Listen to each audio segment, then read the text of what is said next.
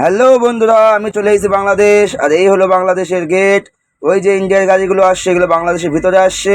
আর এ পাশের যে লাইনগুলো দিয়েছে বাংলাদেশের গাড়ি, ওইগুলো ইন্ডিয়ার ভিতরে যাচ্ছে।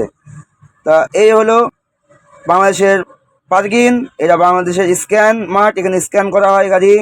আর এই যে এগুলো বাংলাদেশেরই গাড়ি। আর এই দেখো, এই গেট দিয়ে ইন্ডিয়ার গাড়ি সব বাইরে বেরোয় বাংলাদেশের ভিতরে খালি করার জন্য।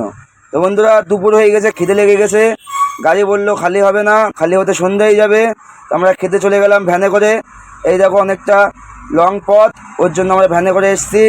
দুপুরের খাওয়া দাওয়া, ডাল ভাত।